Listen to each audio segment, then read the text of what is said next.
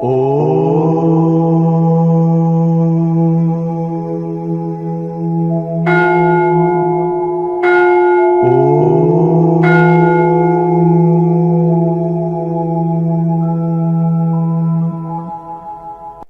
బ్రహ్మజ్ఞాన భారత్, జై జ్ఞాన వివేక భారత్, జై అన్నపూర్ణాదేవి అమృతాస్తం.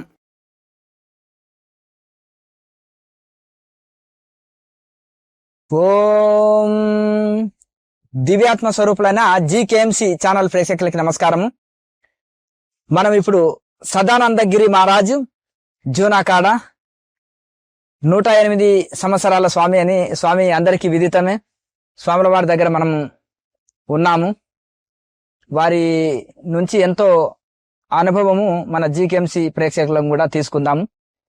ఓం నమో నారాయణ. నమస్కారం స్వాముల వారు. జై గురుదేవ్. జై గురుదేవ్. జై గురుదేవ్.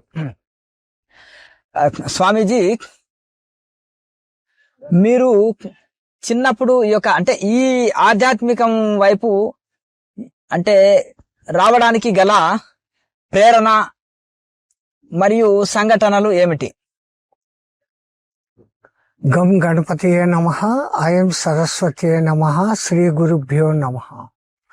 సదాశివ సమారంభం వ్యాస శంకర మధ్యమాం అస్మదాచార్య పర్యంతరాం వందే గురు పరంపరాం. మా గురువు గారైనటువంటి మహంత్ హిమాలయగిరిజీ మహారాజ్ వారి పాదపద్మములను స్మరించుకొని చాలా రోజుల తరువాత మహాయోగి అయిన మీలాంటి జ్ఞానానందుల వారితో కలవడం మాకు మహదానందంగా ఉంది.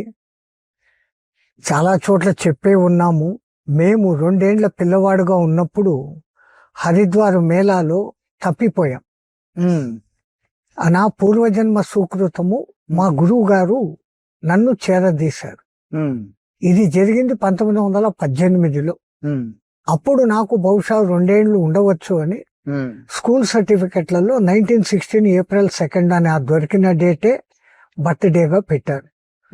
అట్లా నా జీవితము నేను రావడం అంటూ కాదు గాని మొత్తం నా జీవితమే ఆ గురు పరంపరలోకి చేరిపోయింది. దేవానంద గిరిజీ మహారాజ్ మా దాదాజీ గురువు గారు, ఆయన శిష్యులు మాంతి హిమాలయ గిరిజీ మహారాజ్ వారు ఆయన పెంపకంలో ఆయన నేర్పించిన కుండలిని యోగము అది నేర్చుకొని సన్యాస దీక్ష తీసుకొని దేశం మీదకి వచ్చేసినాక ఆయన చెప్పిన నియమాల ప్రకారం 5 రోజుల మించి ఎక్కడా ఉండకూడదు, ఏ ఒక్కళ్ళతో కలిసి ఉండకూడదు అన్న నియమాలను అదే పాటిస్తూ తిరుగుతూ ఉన్నప్పుడు అనేక మంది మహానుభావులు, అనేక మంది యోగ సాధకులు, అనేక రకరకాల యోగ సాధకులతో కలవడం ఈ జన్మకు జరిగింది. అంటే మీరు మీ గురువు గారి దగ్గర తీసుకున్న శిక్షణ ఏమిటి? ఆ సాధన పేరు ఏమిటి స్వామి? కుండలిని యోగ సాధన. కుండలిని యోగ సాధన అంటే ఇది మన దేవానంద స్వామీజీ అంటే మీ గురువు గారు హిమాలయగిరి మహారాజు, వారి గురువు గారు దేవానంద గిరిజీ గారి గురువు గారి పేరు విశ్వేశ్వరానంద గిరిజీ మహారాజ్. ఓహో. అంటే మా దాదా గురువు గారి వరకు నాకు ఆ పేర్లు తెలుసు. సంతోషం. అంటే మీ గురువు గారు వచ్చేసి హిమాలయగిరి మహారాజు. రుద్రప్రయాగు వారి గురుస్థానము. ఈ 2013 వచ్చిన మహావరదలప్పుడు ఆ ఆశ్రమం కూడా కొట్టుకుపోయింది. ఇప్పుడు లేదంటారా ఆశ్రమం?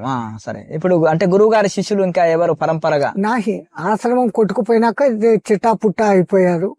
మాకేమో ఈ దీక్ష ఇచ్చి దేశం మీదకి వదిలేరు. సంతోషం. అదే ఒక్కొక్కరు పరివ్రాజకత్వము స్వీకరిస్తుంటారు. ఒక ఊర్లో 1 రోజు లేదా 3 రోజులు లేదా 5 రోజుల కంటే ఉండకుండా పరివ్రాజకత్వంలో మీరు ఉన్నారు. అంటే ఈ యొక్క మీకు ఈ కుండలిని యోగంలో ఏమేమి నేర్పిస్తారు స్వామీజీ? సప్త చక్రాలు అనేది సూర్యుడికి 7 కిరణాలు 7 గుర్రాలు ఎలాగో 7 వారాలు గ్రహాలలో 7 మెయిన్ గ్రహాలు ఎలాగో మానవుడిలో ఈ 7 చక్రాలు ఉంటాయి. ఇవి 7 గ్రహాలకు సాంకేతికంగా ఉంటుంది, పంచభూతాలకు సాంకేతికంగా ఉంటుంది. శరీరంలోని ఇంటర్నల్ పార్ట్స్ మీద ఒక్కొక్క చక్రము పనిచేస్తూ ఉంటుంది.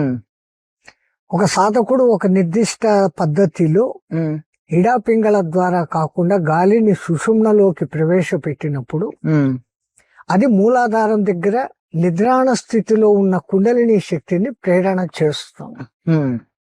ఆ శక్తి మేల్కొని పైకి వస్తుంది. ఉమ్, సహస్రారంలో శివుడు ఉంటాడు, ఉమ్, అమ్మవారు కుండలిని రూపంలో కింద ఉంటుంది. ఉమ్, మన పూర్వీకులు ఎంతో అర్థవంతంగా ఆ పేర్లు పెట్టారు. మూలాధారానికి అధిపతి గణపతి, ఉమ్, భూమి తత్వం. అవును. తో గణపతి దగ్గరనే అమ్మవారు ఉంటారంటే అమ్మవారు గణపతిని తయారు చేసుకున్నారు. అవును. శివ పరమాత్మను కలవాలా అంటే సుబ్రహ్మణ్యుడితో కలిస్తే సుబ్రహ్మణ్యుడు పుడతాడు. ఉమ్, ఇద్దరు ఉండాలి. ఇక్కడ అమ్మవారి సంకల్పంతో గణపతి ఉన్నాడు కాబట్టి అమ్మవారు గణపతి దగ్గరనే కింద ఉంటుంది. ఉమ్, సదాశివుడు ఇక్కడ ఉంటాడు సోముడు అనే పేరు మీద. సోముడు అంటే చంద్రుడు కాదు, సా ఉమా సమేతుడు సోముడు. ఉమ్, సో ఎప్పుడైతే అమ్మవారిని అయ్యవారితో కలిపేదానికి మధ్యలో ఉన్న ఈ 6 చక్రాలే సుబ్రహ్మణ్య తత్వం. ఉమ్, 6 ముఖాలు ఆయనకు, 6 చక్రాలు ఇవి. ఇది టూకీగా కుండలిని గురించి. దాంట్లో చాలా లోతులు ఉన్నాయి, చాలా మంది రకరకాల సాధకులు ఉన్నారు. ఉమ్, ఎలాగైతే ఇప్పుడు క్రియాయోగంలోను హఠయోగంలోను నాదయోగంలోను ఎన్ని రకాలు ఉన్నాయో ఉమ్, కుండలిని యోగంలో కూడా అలాంటి రకాలు ఉన్నాయి. ఉమ్, ఒక్కొక్క చక్రం దగ్గర నిలబడిపోవడం, ఏదో 4 అష్టసిద్ధులు వచ్చినాయి అంటే దానికి లోబడిపోవడం. ఉమ్, అలా కాకుండా నిజమైన సిద్ధి పొందడము అంటే ఆ అమ్మవారు అయ్యవారితో కలిసినప్పుడు కలిగే ఆ ఆధ్యాత్మిక ఆనందాన్ని అనుభవిస్తే అది ఆత్మానందం. అది ఒక్కసారి అనుభవించినాక ఎప్పుడు అదే స్థితిలో ఉండాలనిపిస్తుంది. లౌకికంలో ఉన్నాం కాబట్టి తిరుగుతుంటాం జనాల్లో, మా ఆనందం మాది, మా లోకం మాది. అట్లా అని మాదే గొప్పది మిగతాదంతా పనికిరాదు అనే దానికి లేదు. మహాత్ములు ఒక్కొక్క మార్గాన్ని కనిపెట్టారు ఆ దేవుణ్ణి చేరేకి. ఎవరు పోయినా అదే దారికే పోతాం, పైకి పోయేది అక్కడికే. ఉమ్, వీటన్ని రకాల యోగాలు నేను చూశాను. దీంట్లో మాకు బాగా అటాచ్ అయింది క్రియాయోగం. మీ ఇంటర్వ్యూలు నేను అనేకం చూసి ఉన్నాను. మీరు ఉంటున్న పద్ధతి, చెప్పడం వేరు, ఉమ్, నిజంగా ఉంటున్న పద్ధతి అది మాకు నచ్చింది. ఎందుకంటే సంతోషం. మేము అందరికీ చెప్పం, మేము పాటిస్తాం. మీరు చెప్తూ పాటిస్తున్నారు, అది మాకు గ్రేట్. ఒక ఆశ్రమం అంటూ పెట్టుకొని అంతమందిని మెయింటైన్ చేస్తూ అంతమందికి ఆ దివ్య బోధన అందిస్తున్నారు, మాకు పరమ సంతోషం.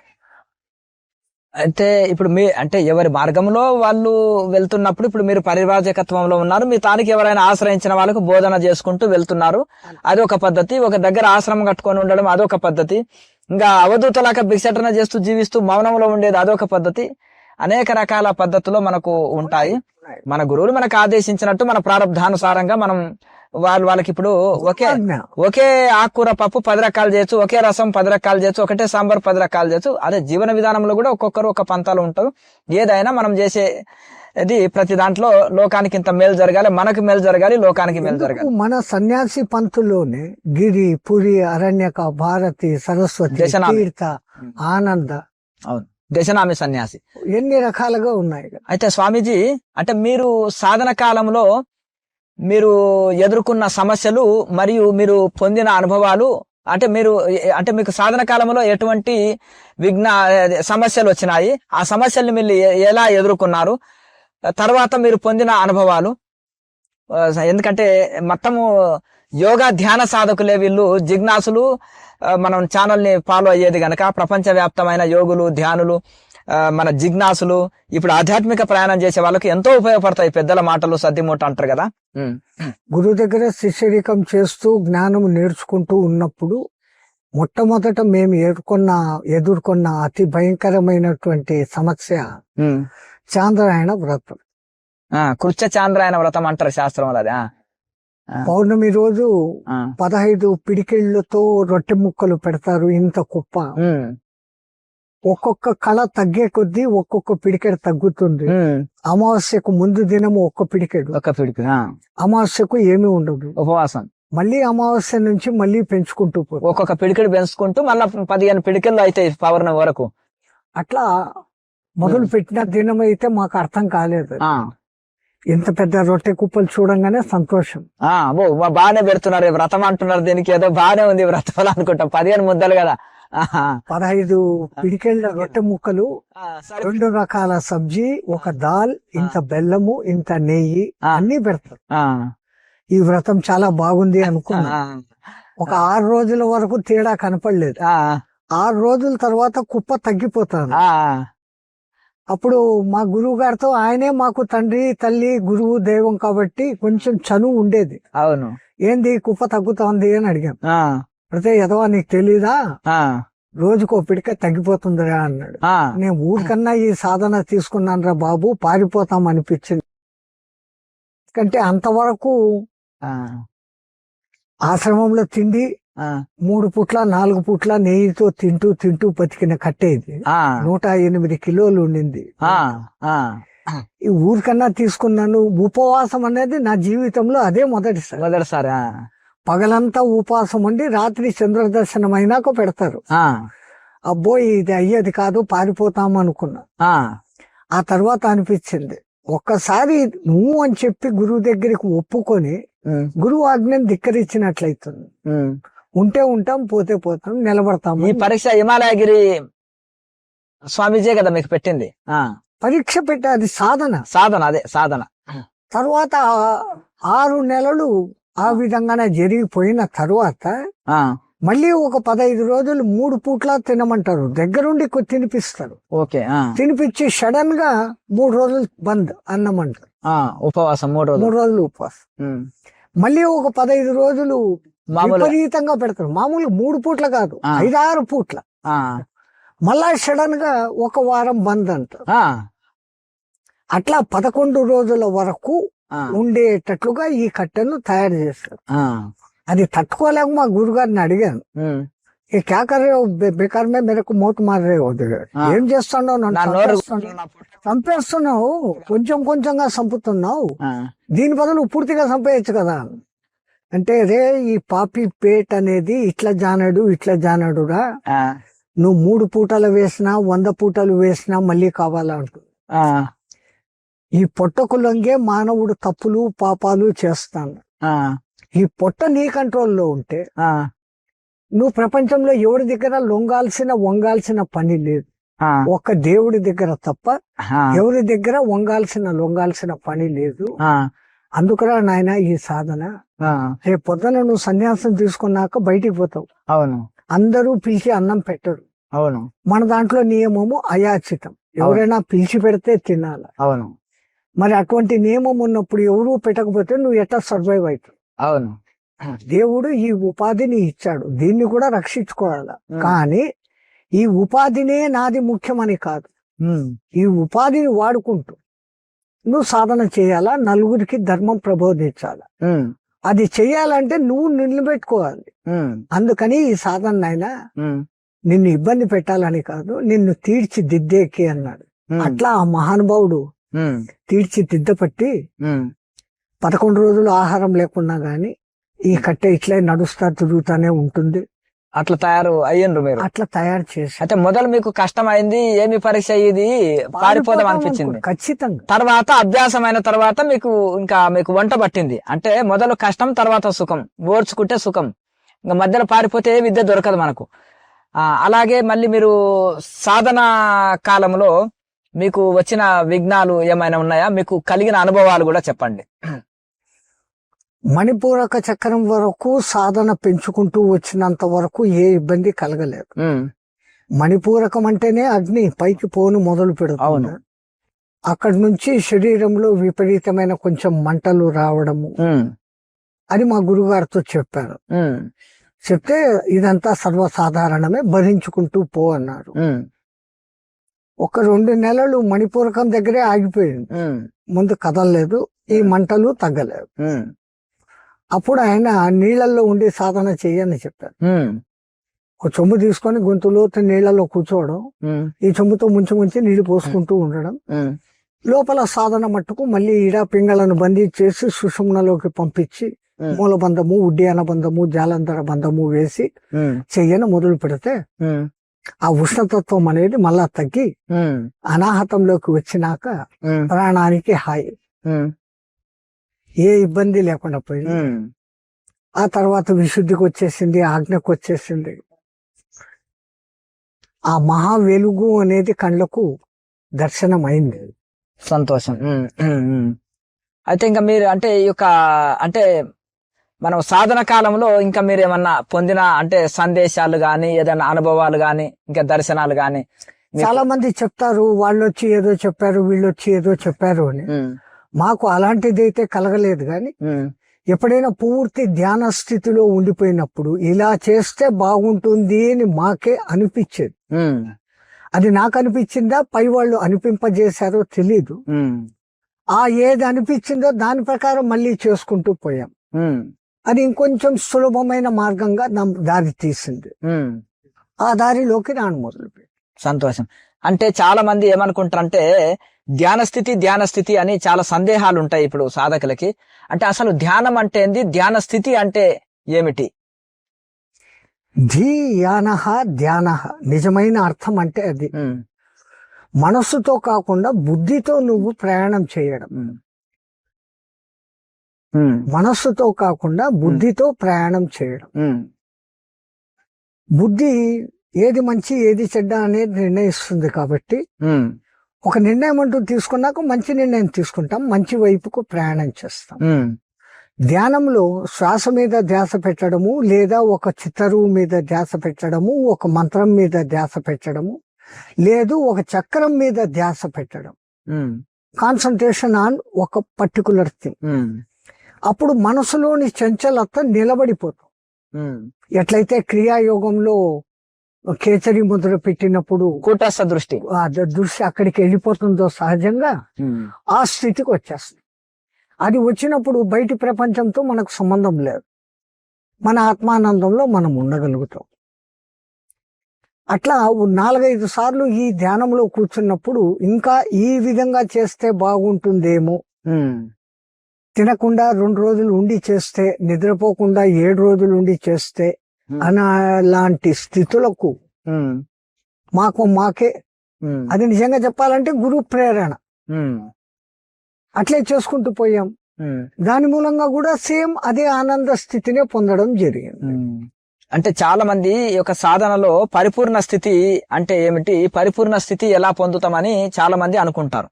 సాధకుల యొక్క సందేహం మరి, ఎందుకంటే మీ ద్వారా అందరికి ప్రేక్షకులకి వాళ్ళ సందేహం తొలగుతుంది.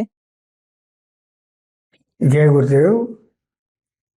ధ్యాన స్థితి అసలు ముందు ధ్యానం అంటే అర్థం చేసుకుంటే ధ్యాన స్థితిలో ఉండడం ఏంటో అర్థమవుతుంది.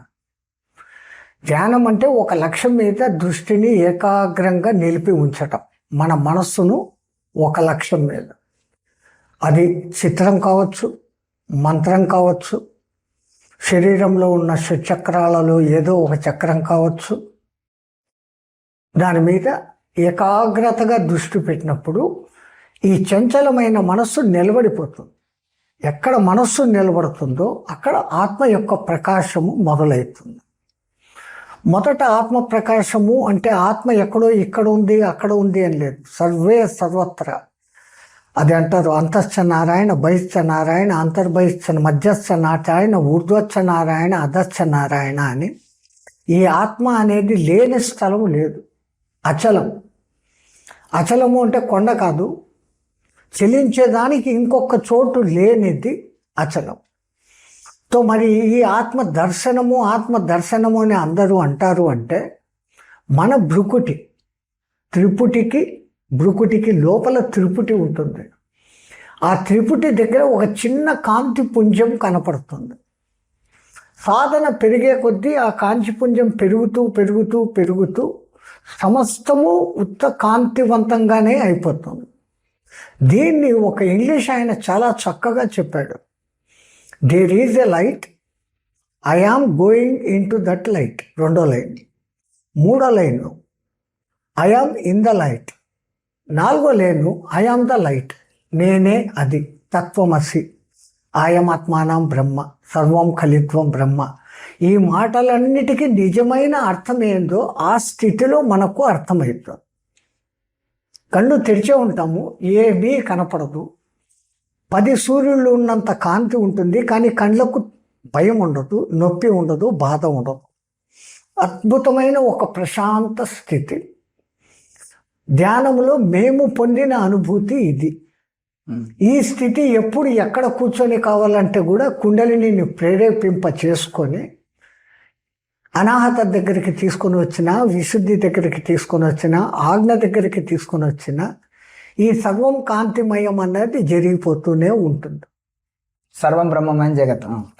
అయితే ఇప్పుడు చాలా మంది సందేహం ఏంటిదంటే సమాధి అంటే ఇప్పుడు చనిపోయిన తర్వాత చేసేది భౌతిక సమాధి. అయితే నిర్వికల్ప సమాధి ఎక్స్పీరియన్స్ ఎట్లుంటుందనే చాలా మంది సాధకుల యొక్క సందేహం ఉంటుంది. అది మీ ద్వారా వినాలని వాళ్ళు చాలా మంది. ఆదితో సమము కావడం. ఆది అనేది మూల పరబ్రహ్మ, దానితో మనము సమం కావడం. ఉపాధిలో ఉన్నంత పేరు దీని పేరు జీవాత్మ. ఉపాధి ఇడిచిపెడితే పరమాత్మ, రెండవది లేదు.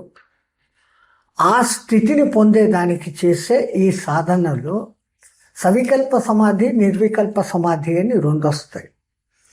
నేను 1 గంట సేపు ఆ ఆనంద లోకంలో ఉండి ఆ కాంతిని అనుభవిస్తూ మళ్ళీ నా లోకానికి వస్తాను అనుకుని కూర్చొని చేసినప్పుడు అది సవికల్ప సమాధి. 1 గంటకో 1 గంటన్నరకు మళ్ళీ మనం స్పృహలోకి వచ్చేస్తాం. నిత్యము అదే ఆనందంలో ఉండం. నిర్వికల్ప సమాధి అంటే మహామహా సిద్ధ పురుషులు వాళ్ళు సజీవ సమాధి కనేసి కూర్చున్నప్పుడు ఆ స్థితిలో కూర్చునేస్తారు. అప్పుడు వాళ్ళకు దేహం పతనం అయిపోతా ఉందా, దేహం క్షీణించిపోతా ఉందా, గాలి ఆడుతుందా, ఈ స్థితులు ఏమీ లేదు. వాళ్ళు నిరంతరము ఆ కాంతి పుంజంలో ఉండిపోతారు. అది నిర్వికల్పం. దాని నుంచి ఇంకా బయటికి రావడం అనేది ఉండదు. ఆ స్టేజెస్. మీరు అంటే భారతదేశం అంతా పాదచారి అయి తిరిగారు కదా, మీకు నచ్చిన ప్రదేశాలు స్వామీజీ? మేరా భారత్ మహాన్. చాలా మంది విదేశాలకు పోయి అక్కడ పోయి ఏదో మంచు పర్వతాలు ఉన్నాయంటారు. మనకు హిమాలయాలు ఉన్నాయి. చాలా మంది ఏదో ఎడారికి పోయి గోబీ ఎడారి పెద్దది ఆడిపోయినామంటారు. మనకు దారి ఎడారి ఉంది. నిరంతరము వర్షాలు కురిచే చిరపుంజి ఉంది. అడవులమయమైనటువంటి శ్రీశైలపు అడవులు ఉన్నాయి. మా దిక్కు వస్తే కనుక ఉత్తరాంచల్ దిక్కు మీరు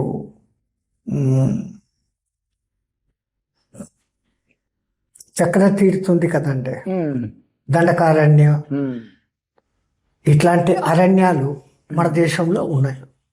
సమశీతోష్ణ స్థితి ఈ దేశానికి మించింది లేదు. అవును. ఇక్కడ ప్రతి చోట దాని స్పెషాలిటీ దానికి ఉంది. కాశ్మీరంలో ఆ డాల్ లేకు, ఆ హిమవత్ పర్వతాలను చూస్తున్నప్పుడు కలిగే ఆనందము, మహా ఋషులు తపస్సు చేసిన వాళ్ళ వైబ్రేషన్స్ అక్కడ ఉంటాయి. సేమ్ స్థితి శ్రీశైలం కొండల్లో కానీ, నల్లమల కొండల్లో కానీ, మీ తెలంగాణలో ఒక చోట సిద్ధుల గుట్ట అనేది ఉంది, మేము చూసాము. అక్కడ ఏ బండరాయి కింద కూర్చున్నా కానీ ఒక నిరంతర ఆనంద స్థితి, ఒక ప్రణవనాదపు ఝుంకారం అనేది వినపడము మాకు అక్కడ అనుభూతమైంది. ఏ స్టేట్లో కూర్చున్నామని కాదు, మన మానసిక స్థితిని ఆ పరమాత్మతో ఎంత బాగా అనుసంధానం చేశాము అన్నది ముఖ్యం. ఈ పరమ పవిత్రమైన భారతదేశంలో అణువు పరమ పవిత్రం, రెండవది లేదు. మీకు బాగా నచ్చిన మహాత్ములు అంటే చాలా, ఇప్పుడు మనము అన్ని భోజనం ఇష్టం అన్నా నాకు నచ్చిన వంట ఇది అంటాం కదా ఏదన్నా భోజనం. అలాగే మీకు భారతదేశంలో తిరిగినప్పుడు మీరు కలిసిన మహాత్ములలో మీకు బాగా అక్కడ మీకు అందరూ భగవాన్ అని పిలిచే రమణ మహర్షి గారి దర్శనం కావడం నా జన్మ ధన్యము, సంతోషం. మాస్టర్ అరవిందో గారి దర్శనం, మీ ఆంధ్రప్రదేశ్లో జిల్లల్లో మూడి అమ్మ, చివటం అమ్మ, అవధూత,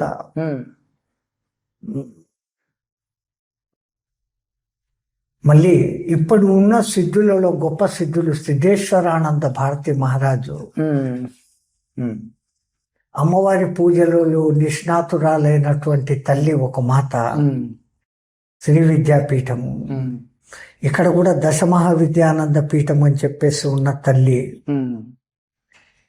వీరు ఎక్కువ వీరు తక్కువ అనేకి లేదు స్వామి. ఎందుకంటే మన దేశంలో ఉన్నన్ని సాధనా మార్గాలు ఇంకెక్కడా లేవు. అవును.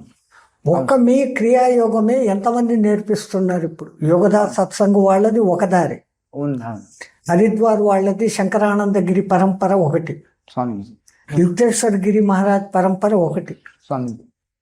బ్రహ్మజ్ఞాని బ్రహ్మానంద మహర్షి, పరిపూర్ణానంద, వీళ్ళందరిది ఒక బ్యాచ్, మీ గురు పరంపర ఒక బ్యాచ్, స్వామీజీ. ఇన్ని ఉన్నాయి. కానీ ఒక్కసారి ఆ కేసరి ముద్రలో కూర్చొని ఆ స్థితి పొందినప్పుడు కలిగిన ఆనందము అది నిత్యంగా ఉండిపోతానే ఉంది. సేమ్ అలాగనే ఇంతమంది అవధూతలను చూడడం జరిగింది, మహాయోగులను తిరగడము జరిగింది. కంబల్ బాబా, జిడ్డీ బాబా మా హిమాలయాలు, గోరఖ్ బాబా, అఘోరాలు ఎంతో మందిని కలవడం జరిగింది. వారికి మహత్తు, వారి మార్గం వాళ్ళది కరెక్ట్. ఆడ పోతాము, వాళ్ళకు నమస్కారం పెడతాము, వాళ్ళు చెప్పిన మార్గం వింటాము. ఆ సాధన మేము చేయలేకపోవచ్చు, కానీ ఇది అక్కడికే తీసుకెళ్తుందన్న సంగతి ఒక 4 రోజులు ఆ సాధన చేస్తే తెలిసిపోతారు. అవును స్వామీజీ. అట్లాగనే హరిద్వార్ హెడ్ క్వార్టర్స్గా శంకరానంద గిరి శిష్యులైనటువంటి రామ్మూర్తి గారు, ఆయనతో మాకు పరిచయం అయింది. ఆయన నేర్పిస్తున్న క్రియాయోగాన్ని మేము సాధన చేశాం. ఒక 15 రోజుల్లోనే మేము ఏ స్థితిని పొందుతున్నామో అదే స్థితి ఆ కేచరి ముద్ర పెట్టినప్పుడు కూడా అదే జరుగుతుంది. సో అక్కడికి తెలిసిపోయేది ఏంటంటే ఏకం సత్తు విపురా బౌద్ధ వదంతి, ఉన్న సత్యం ఒకటి, ఒక్కొక్కళ్ళు ఒక్కొక్క విధంగా చెప్తూ వస్తున్నారు. ఒక చోట ఒక ఎగ్జిబిషన్ జరుగుతోందంట స్వామి. ఒక అమ్మ బిడ్డకు పాలిస్తున్నట్టుగా చిత్రం గీశాడు. ఒక తోటలో ఒక మండపంలో కూర్చొని ఆమె పాలిస్తున్నట్లు చిత్రం గీశారు. అది ఎగ్జిబిషన్ లో పెట్టారు. ఎగ్జిబిషన్కి అందరూ వస్తున్నారు. ఒక పెయింటర్ వచ్చాడు. ఏం రంగు, ఆకాశం అంటే ఆకాశమే, పూలు అంటే పూలే, నేను ఈసారి పెయింట్ కొడితే ఇట్లా కొట్టాలా అనుకున్నాడు. ఆయన బుద్ధి పెయింటర్. ఒక ఆర్కిటెక్ట్ వచ్చాడు. ఆ భవనం స్లోప్ ఎంత బాగుంది, పిల్లర్స్ ఎట్లున్నాయి, ఇట్లే నేను కట్టాలా అనుకున్నాడు ఒక ఆయన. నేత పనివాడు వచ్చాడు. ఆమె చీర అంచు ఈసారి నేను నేస్తే ఇటువంటిది నేయాలా అన్నాడు. చిత్రం మారలే, చిత్రం సేమ్. ఒక భావుకుడు వచ్చాడు. ఆ తల్లి పాలు బిడ్డ ముఖంలో ఆనందము, పాలు ఇస్తున్నప్పుడు తల్లి పొందే ముఖంలో ఆనందము, ఆహా ఏం బాగా గీశాడు. ఒక ప్రకృతి ప్రేమికుడు వచ్చాడు. ఏ పువ్వు ఏ మొగ్గ ఎట్లుండాలో అట్లే ఉన్నాయి, ఎంత బాగుంది అంటాడు. ఒక కాముకుడు వచ్చాడు. సగం కనపడుతున్న ఆమె స్తనం వైపు చూస్తున్నాడు. తప్పు చిత్రంది కాదు, చూస్తున్న వాళ్ళది. యద్భావం తద్భవతి, ఏ దృష్టితో చూస్తే అది కనిపిస్తుంది. యా దృషి భావన తస్య సిద్ధిర్భవతి తా దృషి.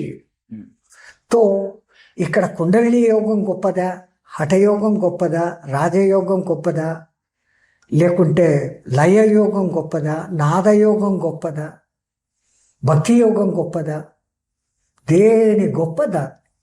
భక్తి యోగంలో ఉండే తుకారాం లాంటి వాళ్ళు సశరీరంగా స్వర్గానికి పోయినట్లుగా ఉంది. అవును. క్రియాయోగంలో ఎంతో మంది మహానుభావులు, ఆయన పరమహంస యోగానంద ప్రత్యక్ష నిదర్శనం. 15 రోజులు డెడ్ బాడీ చెడిపోకుండా ఉండడం అంటే 21 రోజులు, అది 15 21 ఉండింది అంటే ఆ గొప్పతనం ఎట్లా వచ్చింది? అది ఆయన చేసిన సాధన. అవును స్వామి. ఇవన్నీ ఎక్కడ వస్తుంది తేడా అంటే, వినడానికి అన్నీ బాగుంటాయి, సాధనలో దిగి ఆ సాధన చెయ్యను మొదలుపెట్టి అంతం వరకు అదే సాధనలో ఉంటే ఆ చేరాల్సిన గమ్యానికి మనం తప్పకుండా చేరుతాం.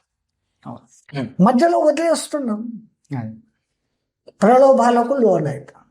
ఏదో ఒకటి పట్టుకోవాలి దగ్గర.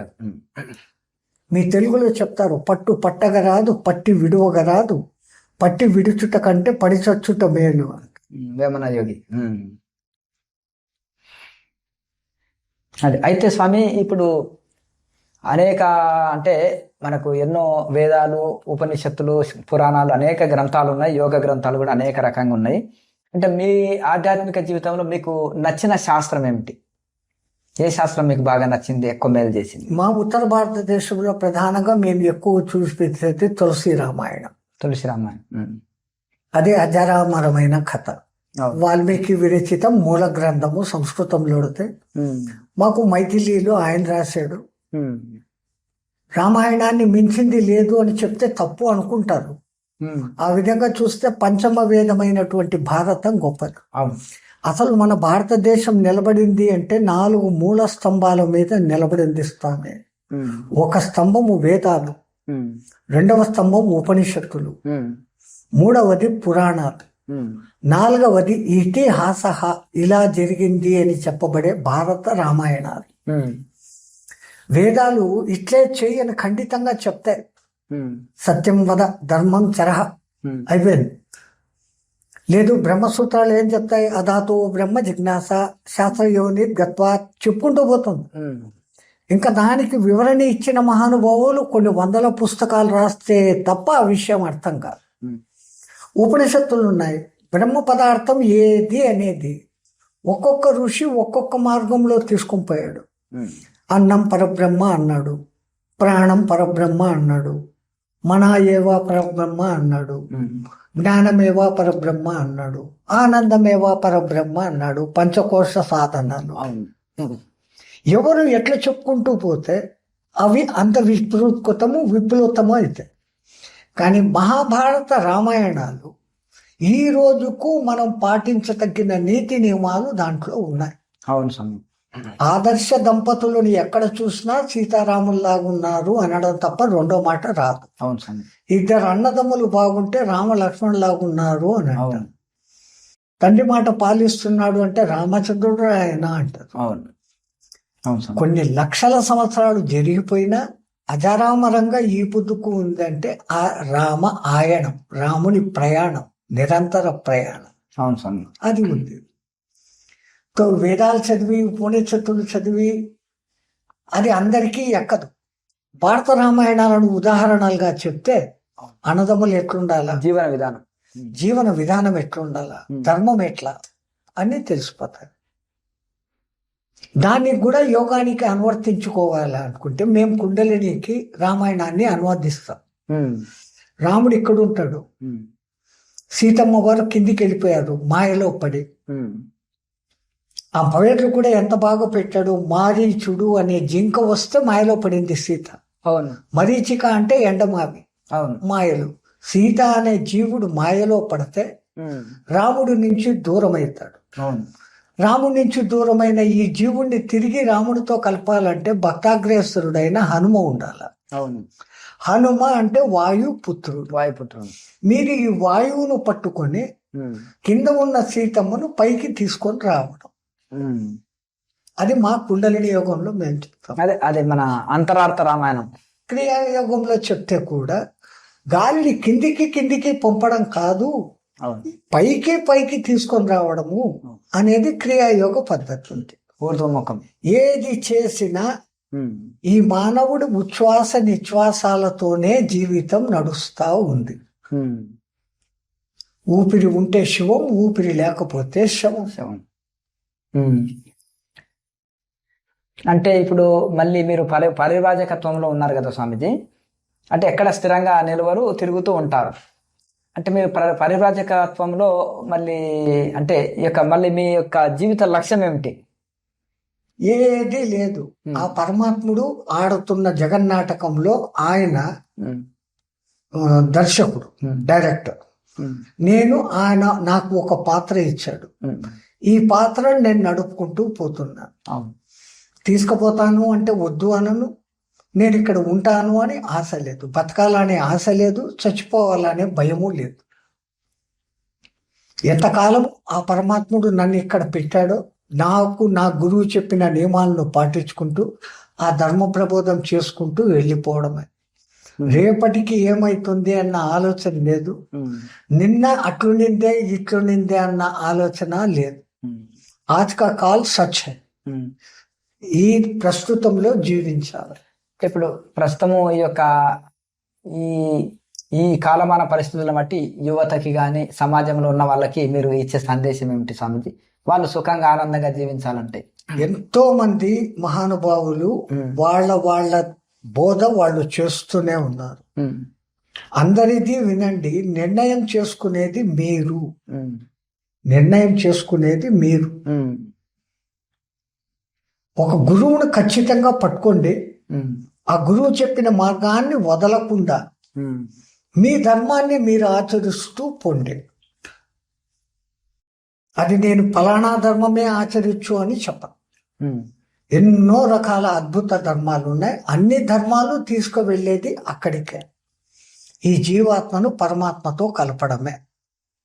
దానికోసమే అన్నీ ఉన్నాయి. లౌకికం ఎంతవరకు అవసరం, నువ్వు తిని ఇంకో నలుగురికి పెట్టేంత వరకు నీ దగ్గర ఉంటే చాలు. ఎదుటివాని అవసరాన్ని క్యాష్ చేసుకోకుండా నీ జీవిక నువ్వు బతుకు. పరమాత్మ నీకు ఇచ్చిన జ్ఞానాన్ని వాడుకొని సంపాదించు. అంటే సంసారము, పిల్లం, బిడ్డలు ఉన్నాయి, పోషించుకోవాలా, అది నీ ధర్మం. సంపాదనే జీవితం కాదు. ఏదో ఒక దినం తల పైకెత్తి చూడాల్సిన స్థితి వస్తుంది. ఆ స్థితి ఎప్పుడో వచ్చే బదులు ఇప్పటి నుంచి జాగ్రత్త పడండి. పైన ఎవరూ చూడకున్నా చూసే పరమాత్మ ఒక్కడున్నాడు అని విశ్వసించండి. దాని ప్రకారం నడుచుకోండి. ఇప్పుడు మనకు స్వాముల వారి శిష్యులు మహావిద్యానందగిరి స్వామిని మాతాజీ వారు కూడా ఇప్పుడు ఉన్నారు. నమస్కారం మాతాజీ. హరి ఓం. మీ యొక్క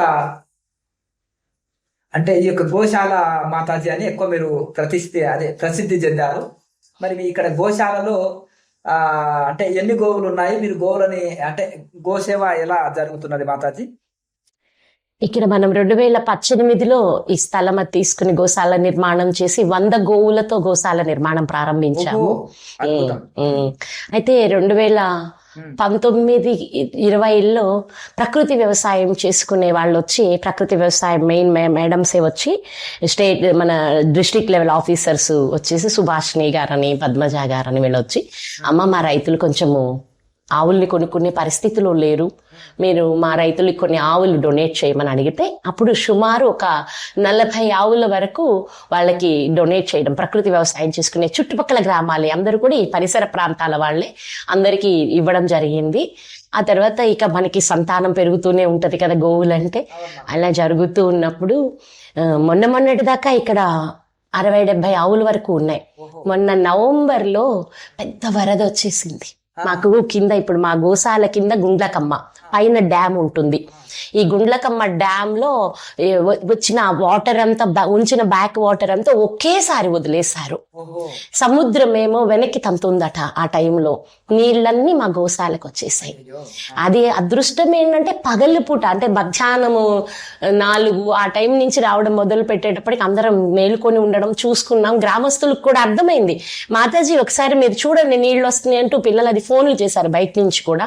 అప్పుడు వచ్చి అవును ఆయన వస్తుంది రండి అంటే గ్రామస్తులు పిల్లలందరూ, యువకులు అందరూ వచ్చి ఆవులన్నిటిని తీసుకెళ్లి అక్కడ మీరు వచ్చిన దగ్గర రోడ్డు ఉంది కదా, సిమెంట్ రోడ్డు, దాని మీద ఒక 10 ట్రాక్టర్ల యొక్క ట్రక్కులు తెచ్చి పెట్టేసి ట్రక్కు ఆవుల్ని కట్టేశారు. రోడ్డు మీదే పెట్టుకొని 2 రోజులు ఉన్నాను ఆ రోడ్డు మీద ఆవులతో నేను కూడా అని.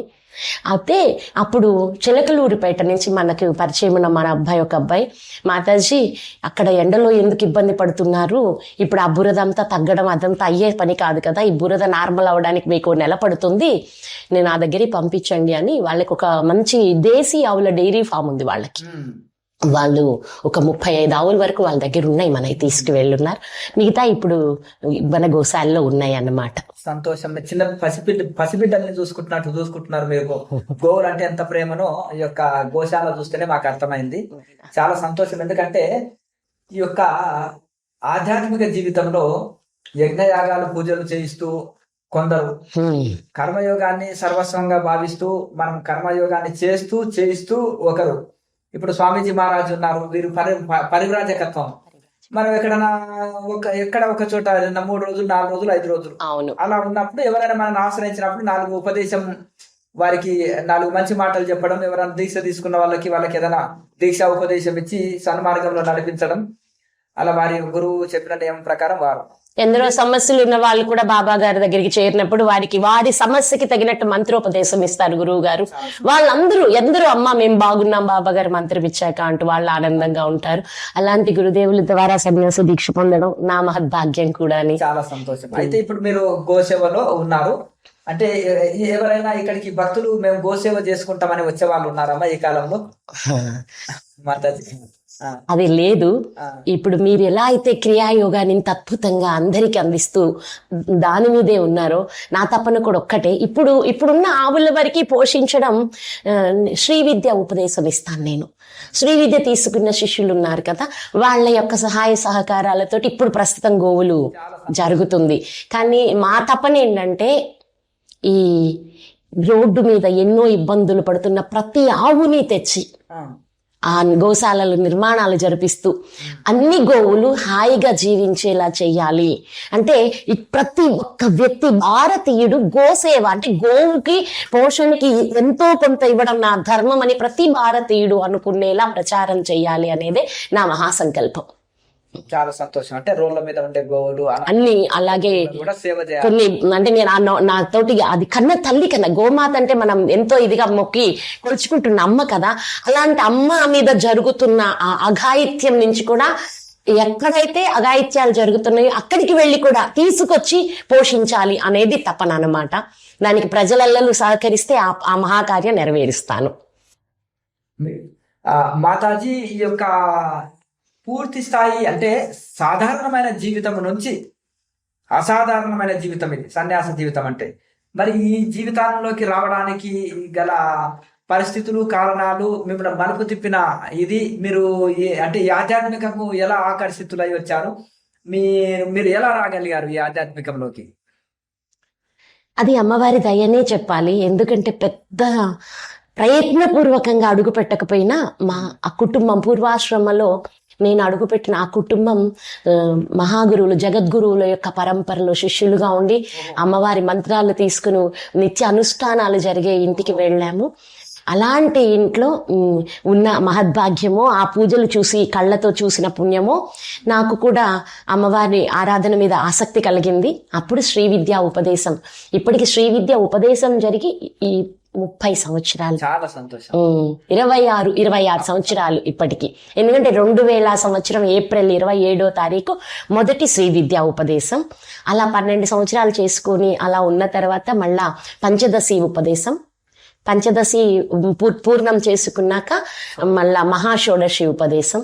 అలా ఈ విద్యల్లోనే, దశ మహావిద్యల్లోని అమ్మవార్ల యొక్క ఉపదేశాలు కూడా అందుతూ ఉంటాయి. గురువులు అంటే రక్షణగా దేవతలు ఒక సాధన చేస్తున్నప్పుడు బయట నుంచి వస్తున్న ఎన్నో నెగిటివ్ ఫోర్సుల నుంచి ప్రొటెక్ట్ చేయడానికి ఒక్కొక్కరిని, కాళి, బగళాముఖి, రాజమాతంగి, ఇట్లా చిన్న మస్త, ఇలా అందరినీ మాకు బోధిస్తూ అది మాకు రక్షణగా ఉండాలి అంటూ ఇస్తారనమాట గురువులు. శ్రీ మహాషోడశి మహావిద్యలో పూర్ణ ఉపాసన పొంది పూర్ణ సిద్ధి పొందిన తరువాత అది గురువు గారు. అయితే అప్పటికే పూర్తిగా నేను ఎప్పుడైతే నాకు షోడశి మంత్ర ఉపదేశం జరిగిందో, ఇక నాకు ఎక్కడ గృహాల్లో ఉండడానికి మనసు అవ్వలేదు. అనుమతి తీసుకొని గృహాన్ని వదిలేసి 2018లో గోశాల నిర్మాణం చేసి ఇక్కడ వానప్రస్థం 7.5 సంవత్సరం ఇక్కడ వానప్రస్థం చేశాను. వానప్రస్థం అయిన తరువాత బాబా గారు రావడం జరిగింది ఆశ్రమానికి. ఆ రోజు బాబా గారు రావడం నా మహద్భాగ్యంగా. వారిని అడిగాను, గురుదేవా నాకెప్పుడు ఏకవస్త్ర దీక్ష ఇస్తారు అని అడగడం జరిగింది. వారు కూడా కొన్ని అర్హతలు పరిశీలిస్తారు కదా, గురువులు అంత సులభంగా ఇస్తారా?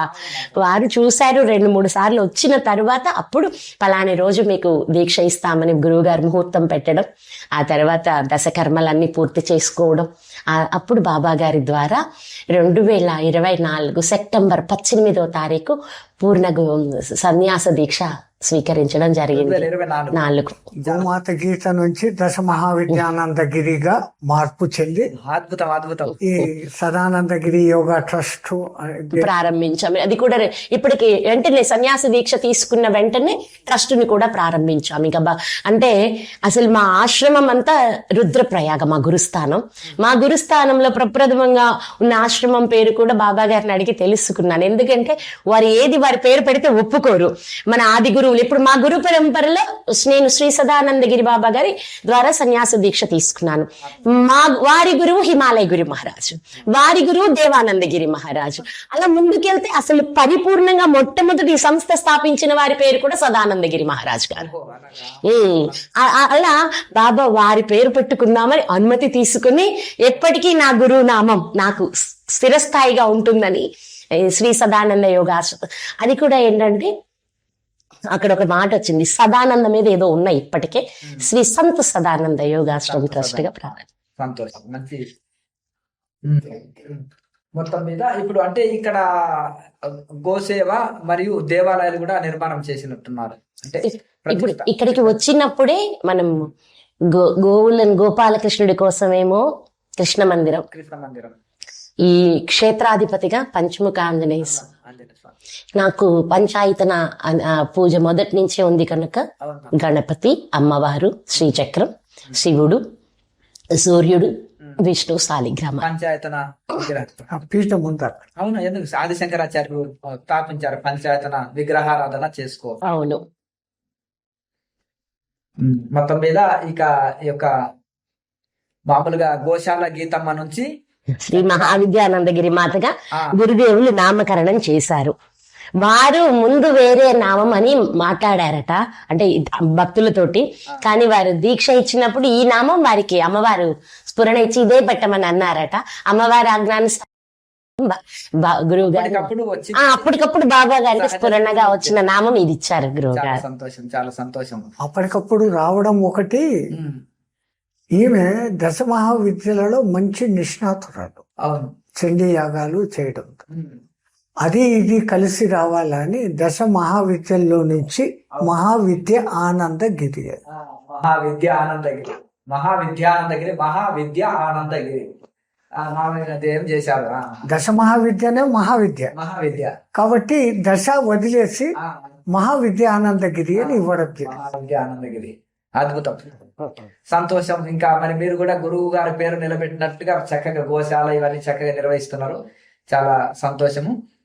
ఇక చూశారు కదా, ఇప్పుడు మనం ఆధ్యాత్మిక మార్గంలో వాళ్ళ పూర్వీకులు కూడా గురు పరంపరలో మంత్రోపదేశం తీసుకొని పూజలు, యజ్ఞాలు ఇవన్నీ ఆధ్యాత్మిక మార్గంలో నడుస్తున్నప్పుడు ఆ ప్రేరణ, ఆ ఇన్స్పిరేషన్ కలిగి ఇలా చిన్నప్పటి సంధి సాధనలు చేస్తూ చేస్తూ కూడా సంపూర్ణంగా జీవితం నుంచి 4 మెట్లుగా మనిషి జీవితం ఉంటుంది. బ్రహ్మచర్య ఆశ్రమంలో సకల విద్యలు నేర్చుకుంటారు, గృహస్థాశ్రమంలో కుటుంబ పోషణ చక్కగా నిర్వహిస్తారు, వనప్రస్థాశ్రమంలో చక్కగా మాతాజీ ఒక 7.5 సంవత్సరాలు వనప్రస్థాశ్రమంలో గోసేవ సాధన చేసుకుంటూ సన్యాసానికి అర్హత పొంది స్వాముల వారి చేత సన్యాస దీక్ష తీసుకొని చక్కగా వారి గోసేవలో ఇది చేసుకున్నారు. మరి మీకు గోసేవల నిర్వహణ ఎట్లా జరుగుతుంది? మరి ఎవరైనా సేవకులు వచ్చి ఎవరైనా గోసేవ చేసే వాళ్ళు ఉన్నారంటే మా ద్వారా ఎవరైతే శ్రీ విద్య ఉపదేశం పొందారో ఆ శిష్యులు, భక్తులు వాళ్ళే వచ్చి గోసేవ చేస్తుంటారు. గురువాక్య పరిపాలన మరియు గోసేవ వారు ప్రేమతో, అభిమానంతో చేస్తారు, గోసేవ చేస్తారని చక్కగా వివరించారు. ఇంకొకటి, చిన్నపిల్లలను చూసుకున్నట్టుగా చక్కగా గోవులను కూడా తన కన్నబిడ్డల వాళ్ళు చూసుకుంటుంది మాతాజీ. ఎందుకంటే గోవులను చూసినప్పుడు ఇల్లును చూసి ఇల్లాలను చూడు, లేకపోతే అంటే హాస్పిటల్ చూసి డాక్టర్ని చూడు, ఆ స్కూల్ని చూసి టీచర్ చూడు అన్నట్టుగా ఇక్కడ కూడా చక్కగా ఆశ్రమంని చాలా చక్కగా, ఎందుకంటే మాతలు నడిపితే ఇంకా చాలా చక్కగా చూసుకుంటారు. వాళ్ళకి శుచి శుభ్రత ఎక్కువ, అమ్మవార్లకు ఎక్కువ ఉంటుంది కనుక చాలా చక్కగా ఆశ్రమం ప్రకృతి సహజంగా చాలా అద్భుతంగా మల్లవరం ప్రాజెక్టు కింద ఇక్కడ ఈ ఆశ్రమం చాలా చక్కగా ఉంటుంది. మాతాజీ ఇక్కడికి మరి బస్ రూట్ ఎలా? బెల్లంపల్లి, మీరు చూస్తే బెల్లంపల్లి అని ఒక విలేజ్ వస్తుంది. ఆ బెల్లంపల్లి దగ్గర హైవే మీద బస్సులు దిగినాయి, కార్లు అయినా సరే బెల్లంపల్లి దగ్గర నుంచి లోపలికి రావడం తాళ్ళూరు రోడ్డు, వెల్లంపల్లి తాళ్ళూరు రోడ్డు మధ్యలో మల్లవరం అంటారు. ఇక్కడ విశిష్టత ఏంటంటే వేల సంవత్సరాల చరిత్ర కలిగిన వెంకటేశ్వర స్వామి దేవాలయం కూడా ఉంది. చాలా ఇప్పుడు ఇక్కడ దేవాలయం కొండ మీద ఉంటుంది. ఇక్కడి నుంచి మన ఆశ్రమం నుంచి సుమారు 1/2 కిలోమీటర్ ఉంటుంది. అదే ఇక్కడ నుంచి మీరు చూస్తే దేవాలయం గోపురాలు కనిపిస్తున్నాయి కదా, అలాగే పక్కనే స్వామివారికి తూర్పు భాగంలో మల్లవరం జలాశయం డ్యామ్ ఉంటుంది. అది ఇక్కడ విశిష్టంగా అందరికీ తెలిసిన గ్రామమే స్వామివారి మూలాన. అలాగే డ్యామ్ కట్టిన తర్వాత ఇంకా అందరూ రావడం, విజిట్ చేయడం కూడా జరుగుతుంది. కాబట్టి మీ దగ్గరికి అంటే దీక్షకు ఈ జిల్లా వాళ్ళు వస్తారా, ఇతర జిల్లా వాళ్ళు కూడా వస్తారా మాతాజీ? దేశ విదేశాల నుంచి కూడా వస్తారు, బయట నుంచి కూడా. మన పిల్లలు అందరూ, మన తెలుగు వాళ్ళు ఉంటారు కదా బయట వెళ్ళి ఉన్న వాళ్ళు, వాళ్ళు కూడా వచ్చేస్తారు. దుబాయ్, అమెరికా అంతా రౌండ్ కొట్టి వచ్చారు. ఓహో, చాలా సంతోషం. ఇక్కడ మన పెంచల కోణంలో కూడా మాత అన్ని ప్రపంచ విజయేశ్వరి మాత గారు, అక్కడికి వెళ్ళారా మీరు? చిన్నప్పుడు వెళ్ళాను ఆ మాత గారి దగ్గరికి. విదేశాలు కూడా వెళ్తుంటారా? దుబాయ్ వెళ్ళొచ్చు అని బాబా గారు చెప్పినట్టు. త్వరలో యూకే కూడా, జూలై తర్వాత యూకే లో కూడా. చాలా సంతోషం. మరి మీ జీవిత ఆశయము, లక్ష్యము ఏమిటి మాతాజీ? ఒక్కటే ముఖ్యంగా నా భారతదేశంలో ప్రతి గోవు రక్షించబడాలి, గోజాతి ఉద్ధరించబడాలి. దీనికోసమై ఒక్క నేను కూర్చుని ఏం చేసినా అసాధ్యం కనుక అందరూ ఏకమై, భారతీయులందరూ, ఇక్కడ మతం లేదు, కులం లేదు, పసిబిడ్డకి పాలు ఎవరు తాపుకోరండి? ప్రతి బిడ్డ పాలతోనే పెరగాలి కదా. అప్పటికి మనకి ఇంకా కులాలు ఎందుకు, మతాలు ఎందుకు? అందరం అదేలా బ్రతుకుతున్నప్పుడు కనుక మతాలకు కులాలకు అతీతంగా అందరూ ఏకమై గోసేవ చేయడానికి మాత మేము మీతో ఉన్నాము అనే రోజు తెచ్చుకోవాలి. ఇప్పుడు దానికోసమే నా ప్రయత్నం అంతా కూడా. చాలా సంతోషం. ఇప్పుడు మీరు